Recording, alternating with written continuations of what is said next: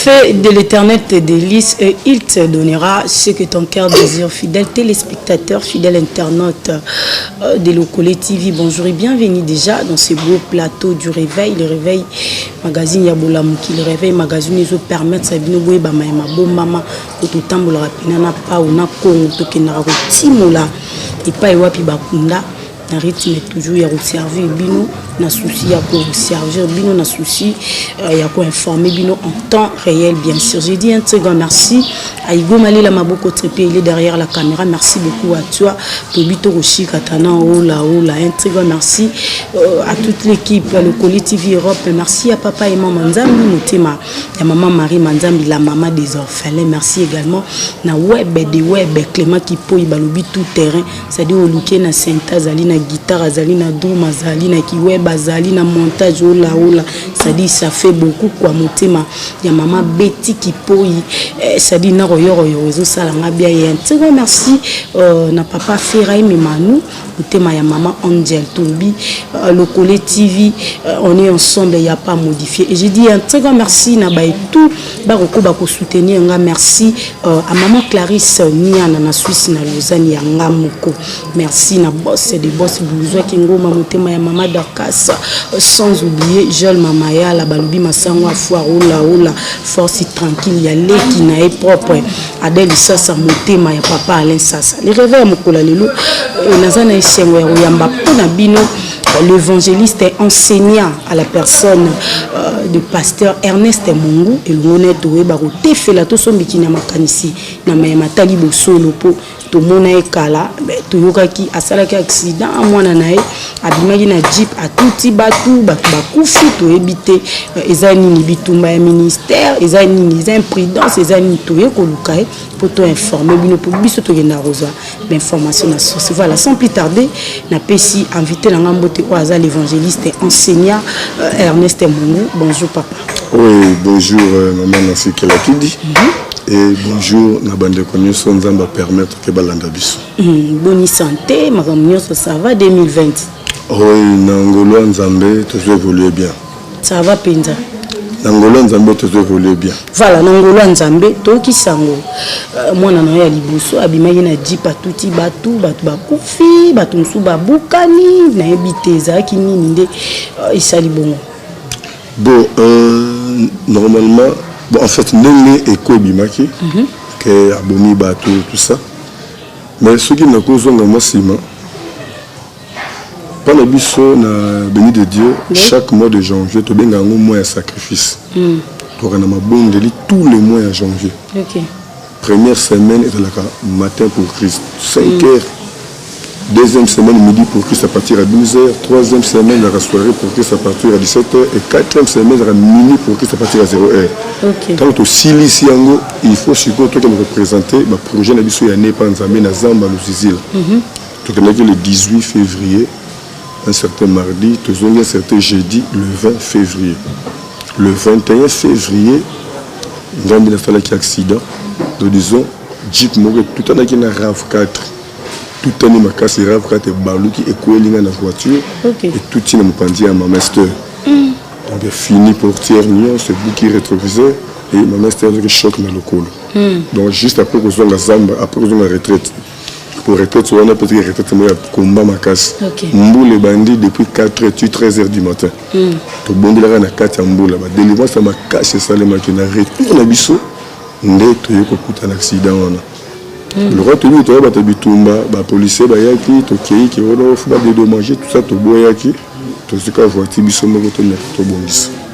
Et que ça là que le 25 un certain mardi la fait la service mon continuer. On a quelqu'un santé vraiment boyaki. Santé vraiment dérangé qui m'a canné na fona zonga. Samedi na yeko zonga.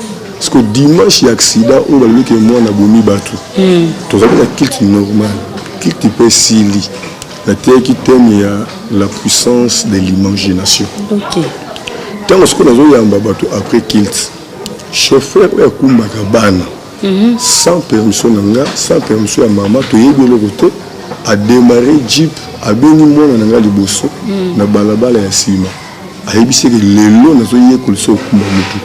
moi na yebi déjà kokumba ayebi te akumba kate eloko moko te donc séance à liboso séance ya liboso sans que yo yeba na yebi eloko te OK moi na tanga koti bon eza Jeep ML 320 de diesel automatique tout monde na koti a démarrer a nyatimba na accélérateur Jeep que on dirait sauter et kundi betalage ya mama bato teraka batombola na ye OK maman ko pasala ki wana na mwana na ye ba uti église avo changer mwana bilamba donc tango Jeep maman mi bua ki na mwana Jeep zupa na étalage wana na bilamba tombola et memiango et ke ko beta na nzeta mene ya manga et lokoti mwana moko muki ya 10 mois une année je crois bua ki na terrasse Jeep panzani ti chasser bukani tout ça batu ba yewana batu ba kufi bakangi mona bakangi chauffeur bakena la police moi sous cette wana bala bango ko pendant tellement partout ba policier d'ici ba longoli bango wana ali ya vitambo ba yeba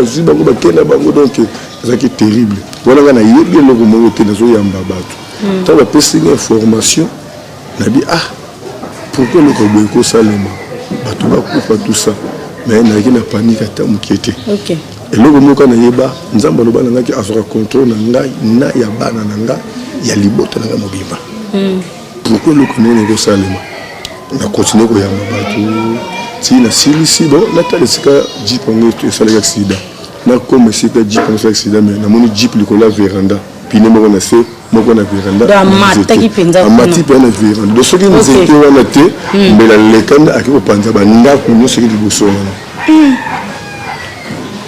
na qu'est-ce que na côté na association ba longoli bango na kana difficile ba longoli bango bango kende côté ya dans magasin tout ça na tekuna ba bloquer bango no comment na bango tout ça fruta la sangue ya hôpital il paraît que musu bazoki ba porta tout ça il pas de problème na keti na hôpital tout la médecin que non radio boy bakangi radio boy na jour mo bakangi sur 3 radios somba ki sibo ba la nyonso et salemi mais tu peux remarquer que moi à bouger normal pendant bouger déjà bato sur la quartier on a le bato kana la bino occasion mona msoka mona na kufi toujours quoi ça église toujours panza église pour nous coller l'équipe bandeka bonone ki ba image belé nenge ba voisin ba bloquer sur banga le kola batol batol panzani mbule zo beta l'autre église do pola dernièrement bandeka bonone ki ba image en pleine nuit de prière ba zuba musique ya mokili ba tiki sur le kola batol l'église parce que il faut profiter sur une occasion ce qui mon a kufi to ko panze bi to la l'église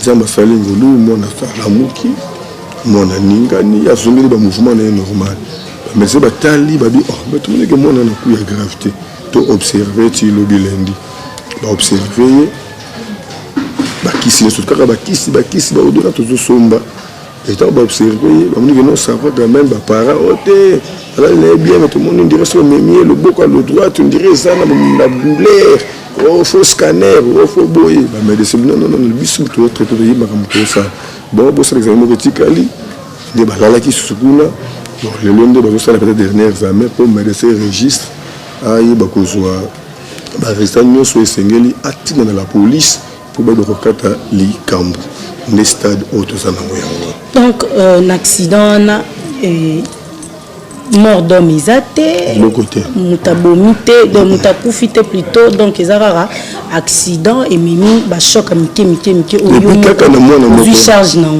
kaka mwana moko ka mwana mort sangonde ce que panzane que bato bakufi bato bazoki tout ça de kei penda musika oza menacé trop l'homme de Dieu baba mama banga na batoli mabe batiela bino babafle musique mokili mabe ba accident ya mabe na ebité ça fait partie ya ministère on nzamba pesa yo eza ba attaque ya to pe ba combat ya bato yo sala ba délivrance eza nini est-ce que pasteur nyo surtout à revivre makambo na ministère na etondeni bon eza vraiment ba résultat o ezongelaka ba o nzamba bengi na ba délivrance OK parce que tant botoyo ka délivrance.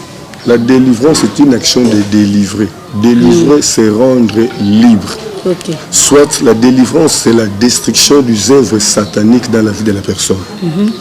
Tant que nous avons délivré, nous avons bakangi, nous avons prison mon côté et la garde. Prisonniers, c'est toujours la bagarre. Même Paul à la nature et enseigné biso. Et bagarre de wana, bazara toujours la communication na ba konji na bango. Na mutu akangisi mutu. Pour la évolution. C'est un peu de délivrance pour dire que beaucoup de sommes mutés bakanye la prison. Le bagarre de bazar sur ba communauté, faut basser un renfort.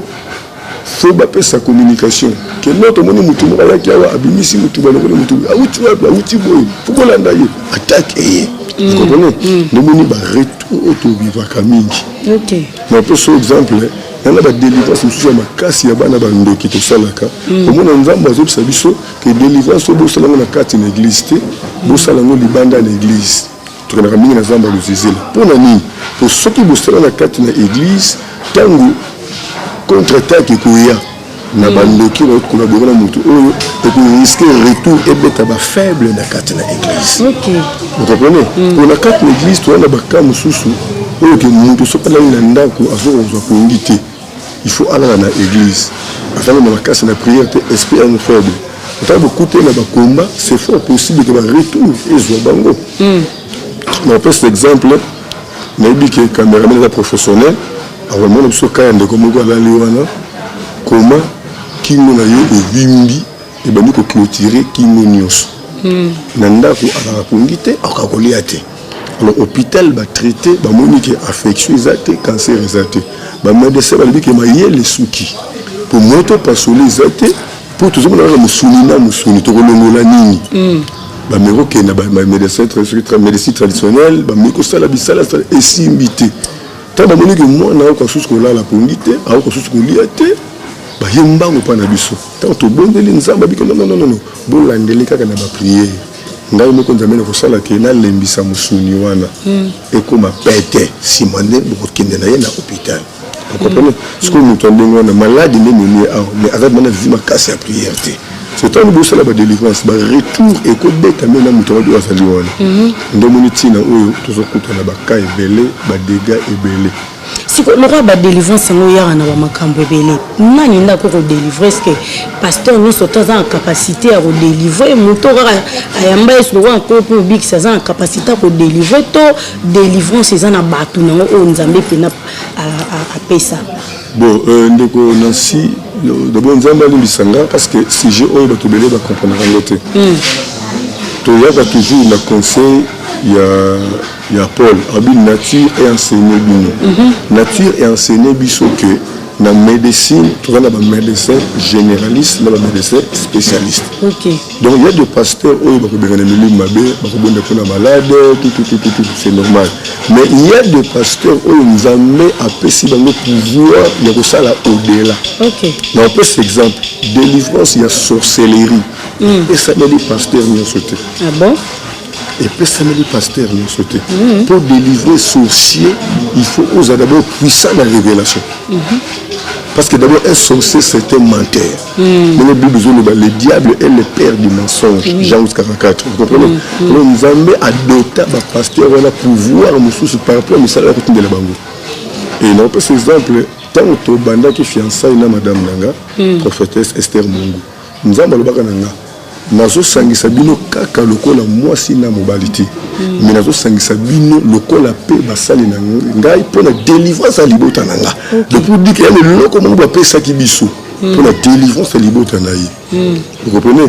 Ndemoni misala auto social et ba retour nyonso yo ezo bangisa biso te pour kolo musala yimoko akuva charge na yango mbongo niso zo dépenser na hôpital na nini d'abord nzambe no mutaye bisinga.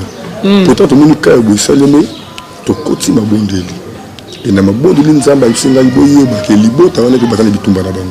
Kwa mwana na ba. Mwana wana. Bino pe bozana bitumba na bino. Parce que o bazo combattre bango. Na o ba combattre bino parce que basali siko force moko.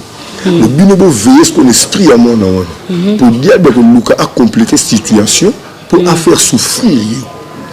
Vous comprenez? Tout ce bondela, et évolution exactement évoluer normal. Donc Nzambe la charge si mayaba pasteur ou béni na musala wana par rapport à retour et comme la kabango. Donc pasteur nous ça bon pour la malade, pasteur nous ça bon pour l'esprit humain, mais il y a des cas où il peut se pasteur mieux sauter où Nzambe a doté na pouvoir wana. Pour comprendre bien au moins que docteur nyonso a reçu l'opération appendicite, il y a kyste, il y a myome. Mais opération ya lisu docteur nyonso te. Opération ya mutema docteur nyonso te. Ya mutu docteur nyonso te. Ya mokuwa. Il faut oyo asali spécialité moko songolo. Mais à kosala musala. C'est la même chose par rapport à la spiritualité. Au plus exemple moi ils a très bien docteur nyonso ça ne ba kyste ba myome ba ainsi de suite mais il y a ba lisu, il y a ba nini un peu particulier. Si on a qui pastoral, ndé boza ba pasteur. Si on ponzamba docteur net na ba capacité ya ba kamoko particulier na habité et c'est ngaba critère et c'est ngaba nani. Tes ba critères té parce que on a dit ba o nzamba tindi bango déjà ndenge wana. OK. Parce que to komba kabasa la nzambe te mais to bota makabasa la nzambe. Tant que bota nzambe ça doté na pouvoir moko songolo. C'est ça que Jérémie avant au côté na libumu ya maman na yo et si na yebaki yo pour dire que nanu maman na ina papa na yeba bana na kité soit baba na kinanu bakuta na kité azwa ki yende quelque part mais aya ko côté ça yé pour abima na libumu wana et puis abina kata libumu et si na conséquent que le prophète des nations. OK, vous comprenez? Donc ba don ba grâce to bota makanango. Le temps to bota makabane à Satan. OK. To yeba kana biso le côté ndenge Paul a lebi na Romains chapitre 5 verset 12. Mais tant au moment nzambe koki abani ko pesa biso connaissance wana. Tant to recevoir Jésus comme Seigneur sauveur, nzambe atalisi biso ce qu'on appelle na biso. Et tant to comprendre ngo to continue kat na buzindo na yango nzambe abani ko fungola muke ti pour ekoma na niveau et salam sala. Où est-ce que ba bagenda ça ba théologie wana moi mutu mo ala la mki akeka sali théologie ba coller na licence ko mi pasteur. Yango nde na lobaka ke to na trois sortes ya ba pasteur. To na pasteur ou amitié pasteur yemoko. Ande comme si on est uti mwana Bumbashiko, azadi modérateur, azadi intercesseur, ayena na Kinshasa bo autant na ba Bible, azo pesa ba conseil. Pasteur, bon je pasteur. Ala type mo ko mwana. Le beaucoup de personnes qui ont dit non bien tout ça la prière mo bo Yesu wa l'église pe pour moi amitié pasteur. OK. Ils appellent au bâtir ka ba ko tia no lobi. À faire la théologie, à consacrer, à PCP paroisse et tout ça. Bazali. Amitié, baza, na o bâtir, baza, na o nzambe atindi. OK. Trois sortes de serviteurs. Et na quatre trois sortes de serviteurs. O nzambe yemoko atindi baza deux sortes. Il y a des pasteurs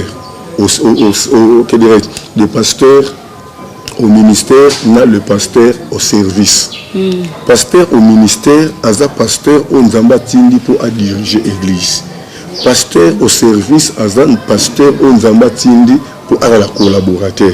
Parce qu'un collaborateur azo vivre une onction et un visionnaire. Mais le confusion côté pourquoi?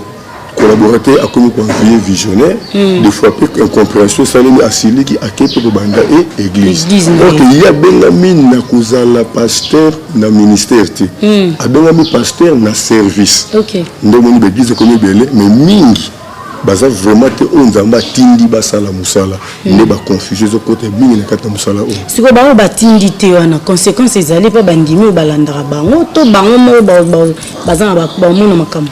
Oui, conséquence il faut ça là. Pourquoi? Son nzamba tindio, ce qui azotambola na yo. Est-ce qu'au coup de la difficulté, à quoi pour intervenir? Vous comprenez? Mais ce qui aucun yo moko. Tant au coup de la difficulté, au moins l'intervention que ça a été. Parce que au béni, au coup de la problème, bazo bima na makambo, baninga na ndenge, mingi bazali oyi bakendaki bango moko. Bakendaki na donza batindaki bango te bakendaki bango moko yango makambe yindeli bango moyeba se défendre pesate mais onzamba tindi azana bango so likambo lié nzamba ko défendre bango nzamba makasi na délivrance pour l'église otomona bakana baka bato bayana maboma osambeli bango maboma esili bato ba maladie grave bato ba opération et consort sorcellerie ko koloba te na ebité la conséquence sur nos secondaires mon babitumbezo yaka ezozo est-ce que un eloko mo te fou ça la de façon que ceux qui délivrer mon tout et l'eau ni ligné ya et ça matene ti ba accident de yebu capacité en isate et ça le makape et belé ndenge wana et misusu nzamba permettre kango pour atalisa ki bonzambe na ye. OK. Yozo mona te que dans Jean chapitre 9 avec des naissances Jésus doit répondre aux disciples que yetenda sale botama aveugle. Babosi ne peut tendre basalion mais nzambe na sali abota aveugle pour l'aveuglement on a des misana ngeko mona Vous comprenez? Accident, au lieu de que ça me pendant le temps que la bomie, le koufi, Satan c'est ni, à CPL, à Betty, ma beaucoup, à Bigna, Salifeti, bah qui l'hôpital le petit monde dans zone normale. Satan a échoué. Donc ça va permettre accident pour atteindre sa gloire à justifier mon salut. Donc c'est comme ça que nous avons toutes les choses concourent au bien de ce qui est médias. Ok. Mais si nous avons besoin de décourager, tu vas continuer à faire ma casse. C'est l'autre. Accident et salami lobby. Dimanche, moi dans le cachot, dans l'hôpital, mais ceux qui ont besoin extrait, il y a qui qui a lundi après dimanche. Trace que tu as accédé, trace ça m'a dit, au contraire, la CPL m'a cassé. Parce que nous avons 2020 année à victoire. Okay. Or, nature et enseigné Bissou, on ne peut pas parler de victoire sans passer par la guerre. Okay. Là où il n'y a pas les combats, il n'y aura pas la victoire. Donc il y a d'autres combats qui ne sont pas à éviter, mais à affronter. Parce que la victoire se cache derrière les combats. Tant que nous avons nazo CPL. Nazo CPL, c'est que bien Ezoya. Parce que ceux qui Joseph a boué qui prison, Alina Koutana, na voité. Vous comprenez? Il faut que Joseph a quand en prison pour nous la prison de Michel Nzambe comme on a pour s'amener qu'il n'était pas pharaon. Il faut que pharaon de tomber les peuples na quitte na bokondi. Il faut d'abord les kanakati na prison. Donc makambo zo comme la biso le quoi toi na bonzambe na nzambe si les gens ont préparé terrain à élévation. Accident au ministre quartier na bato ba ngate na curiosité ba ye batali était mutuka Batali était un monde solo. Non, trois nzamba ça. Non, les nzambe. Vous comprenez? L'évangélisation est bandit au Salem. Nzambe azotali ça qui est ovali mosali na ye. Il y a d'autres choses, il faut accepter de payer un prix. C'est vraiment important. Malgré na mbongo te, na ba une église, na bi ceux qui église ayi na mbongo, mais na kutungisa mate, papa ça na problème tout le kambongo tout ce n'est papa. Attends, toi tu me sens frotter. Mais nzamba yebisinga.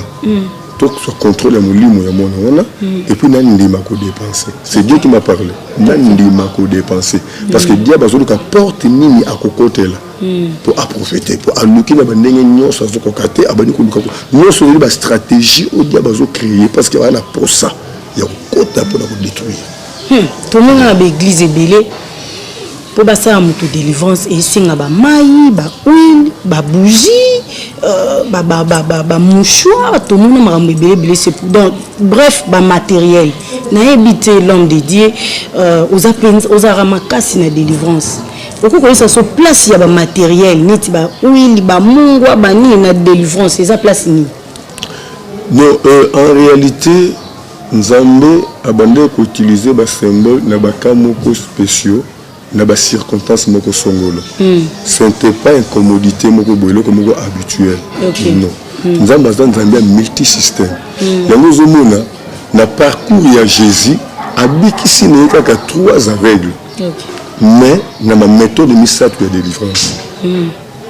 Tu dis que aveugle moko aloba maloba. Tu dis histoire ya Bartimée aloba ki kaka maloba. Bartimée amoni. Mais avec la naissance, la Bible a craché dans ma belle, a joué poto a tiré dans la mission, a fait qu'il y a des chocolat, maïs. Et nous sommes dit que bande ko baye na veille de Yesu juillet pinza, a tiré dans mon pandi pour boire, a bloqué les soins dans la mission. Vous comprenez? Pour dire que l'église où il y a un système moko salelaka, il y a quelque chose qui se cache dans le système wana. La délivrance se fait au nom de Jésus. Pour baka tuzalango, quand il y a Kingo Vingi, ayaki Kingo yaki libanga. Nous avons dit bon de la tongo pourquoi nous sala kena lembisa yango. Le chose fini au senti économique au lemba. Tout est humilité, tout est maïté le côté. Toi na ka ya mwana je ne sais pas si tu as suka na éviter ayaki liboma ayaki kizengi. OK. To nous comme na ka o sala ba ina ni yango to kinango. To réussir liboma longwe to tikali na kizengi. Et to moni ceux qui vous en attendent, il y a des images qui sont bon, mais bandeli pour vous de la pour la faut vous calmer la singa, vous la délayer la singa. Mais les commis vous bengi, vous me voyez, vous priez pour la pour vous dire que tu es au Kenya mouké mouké. On est pour la mort, oui, le message, on va manger mungwa. Non, au nom de Jésus. Ok. Et puis, la tournée qui est mission Moko, Ndekomoko a fini Kinga. Oh, pasteur, on s'en va banini. Délivrance aux passé. Depuis le mois de janvier, tu continues au mois de mars. Dans l'équipe, nous avons des soldats. Tu vas la Kananda côté, tu vas la Kakana église pour te mettre fin à Kaya Mwana Kizengi Wana. Chaque jour, il faut intercesseur Bandia. Ngai mona bisaka mbongo tous les jours pour Bandia. Ce qui maman n'est pas à témoigner, mais le monde a maman à solela. Pour attendre na begida ndenge na ndenge na tamba komba pasteur te. Oyo ba yebani na mboko. Il y a même un pasteur a yebani pour célèbre na délivrance pour tout nyonso ba yebi. Ayibisi mama wana mwana azan ndoki munene alingaki alia yo nzamba boyi ne retour esongeli azano délivrance était na vie na ye. Maman wana azali ayiba témoignage ayibisi ka tambo na mwana ye. Et puis tellement maman za na mbongo tazolela. Et na zo trop charge la mwana nga. Et bien intercesseur batika okende banda kuna bango to vendre la mwana wana poussin. En tout cas, ce qui vous permet, il faut caméraman à ça la sport, à la image, moi on a passé sur mon Congo, à ce la comme on est joli, on te belé à poto baya à batika ye baye billet. Vous comprenez? Donc ma comme tout ça. Et sauf photo dévoiler bas secret, na zobé là. Tous les traitements, tu n'as eu. Tu te dévoiler bas secret. Mais où tu veux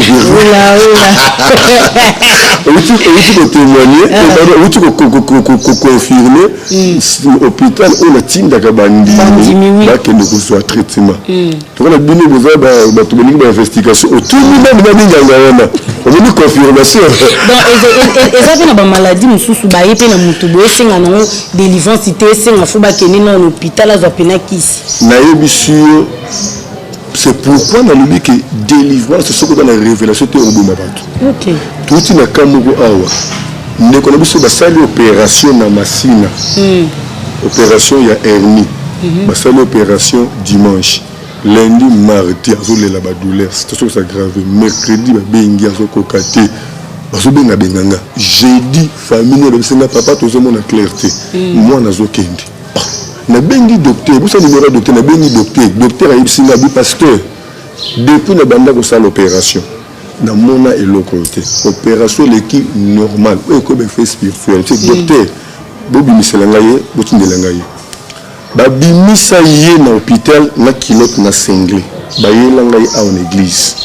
To prier butu wana ta nzamba lobi kaka tanga kota ki na salle d'opération.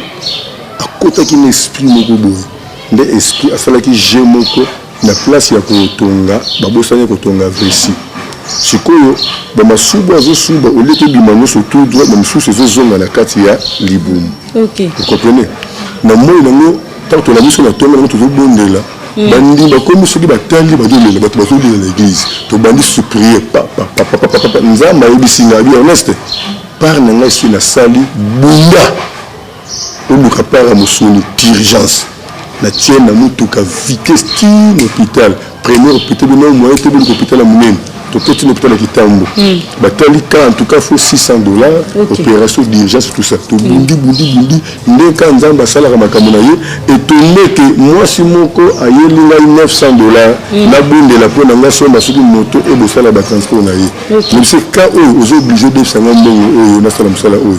Et puis, au lieu que nous avons Nzamba Natini pour faire ça, à comprendre la facilité. Après, c'est $500. Tu peux si pas basala moi en opération dimanche.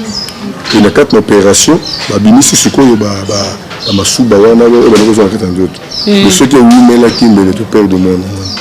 Ton opération leki et le moment na zone normal que tu dimanche au témoigner qui a neko betana moi ko yemu ga abandi ko leya. Vous comprenez? Donc tout ça la musala moko là le kaka na musu tanganga butu pe moi. Non, parce que si mon pasteur, c'était un faux pasteur. Nous tous, nous bandits, nous avons un salaire de délivrance. Ça, on a peut-être recours. Déjà, ils appellent mon quoi la question, mais non, tu as évangéliste Ernest, il y a un petit point déjà vraiment très important. Nous avons bandé au Sambelila. Nous avons Linda.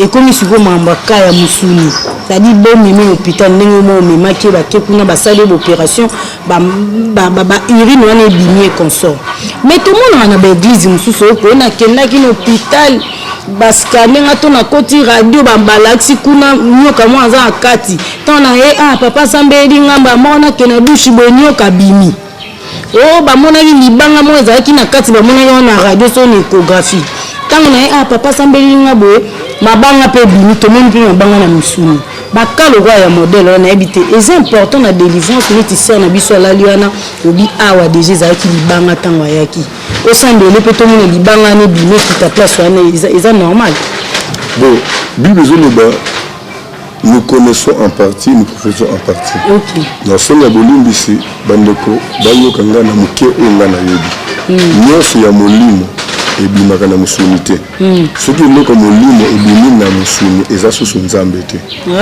ya susu nzambe te la Bible déclare tout ce qui est chair, tout ce qui est esprit et le monde bani nyoka na libumu ça existe c'est la chose spirituelle nenga kotaki na molimo nenge pe akobima na molimo parce que molimo avandaka te sans corps. L'esprit ne peut jamais vivre sans corps. L'esprit vit dans un corps. Parce que nous sommes tous les deux, tout le monde. Corps ne peut pas vivre. En réalité, dans l'homme, c'est l'esprit. Vous comprenez? Diable a côté les bangas dans les boumouya moi aussi. Une échographie, docteur Amoni Mion. Et c'est vrai. Et ça, j'ai un diable. Docteur Amoni Mion, il y a solo. Mais tant que vous avez là, arbima spirituellement na bomoto be amona na te oui tout ça là ça la quand les sœurs mo boele la bota ayaka miom libo bimbi ako kanga étirer tité azoko kanga étirer tité batalo yo miom faut opération d'urgence dans la yé to bondi nzalo biko non c'est opération te da j'ai dia bizelo loko ba côté 4 na balo mo ko la boule mais minga bomongo miom les opérations à Moline to côté si retraite après retraite délivrance. Seigneur, tu bimisi,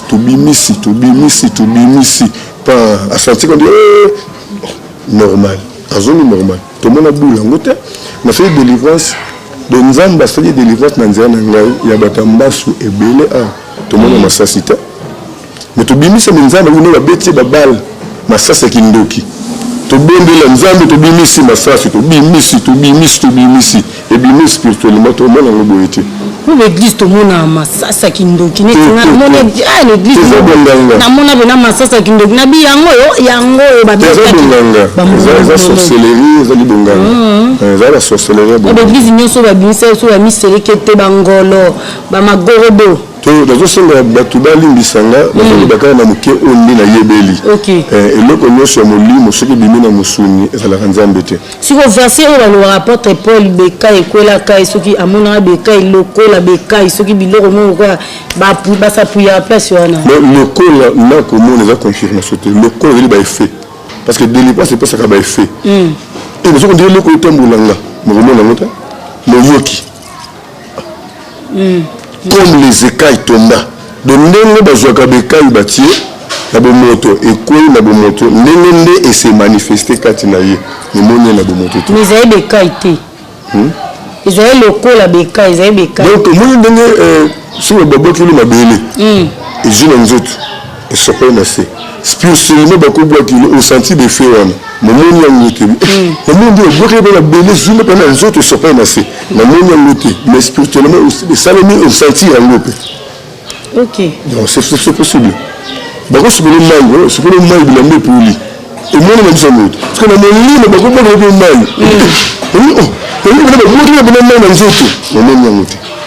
ça existe aussi et puis tu peux limiter les embêtés avec un multi-système à quoi ça la bataille naïe à quoi ça la ligne de naïe mais à quoi quand la méthode moko songoloté on ne connaît esprit de bataille na méthode la tikalara bon ça sera taraté moni biso awa uili kaka biso munga biso muchopi ndo bimaka ola ça dit biloko te bimana mais pour exemple le nzambete là nous avons problème na moi na mibale abela kosu à la lité azo kosu la butu mo bimba parce que tu comme mal à l'aise na maman à 3h du matin, ah, maman, est-ce que nous, comme nous, on a ça, on a pondu dans le jour.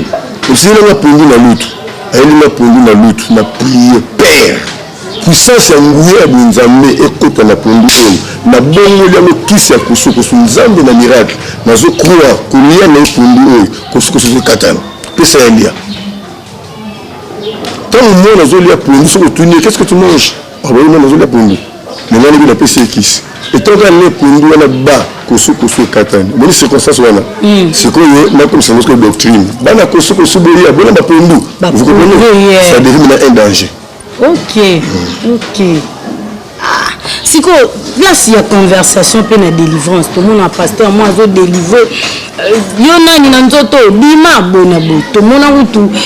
Mutum sozo le bon ngai pasteur nanyo yo. Na yaki a pona boma pasteur. Donc pasteur en sa délivrance, mutakoi muninga na pasteur a lobi na kata nzoto na. Est-ce que ko loba na conversation ya pasteur na mutu na délivrance. Ezaraya solo c'est important chaque délivrance il faut mutakoi ya mambo bima bongo tonde. Yokani bisayo. Domaine où le domaine moko ya makasi koleka. Comprenez? L'esprit du prophète est soumis au prophète. La Bible déclare résister au diable et il fuira loin de vous. Jésus-Christ a délivré notre liboma. À tout le qui combo na yona. Yozana. Vous comprenez? Donc eza doctrinité que chaque délivrance faut décrire. Mais il y a des délivrances aux autorités du corps l'esprit moko songolo. D'autres personnes ordonner aller bima na nzoto o. Pe abimi. Mais il y a des gens qui ont à disposer et si on va la protéger, c'est très important.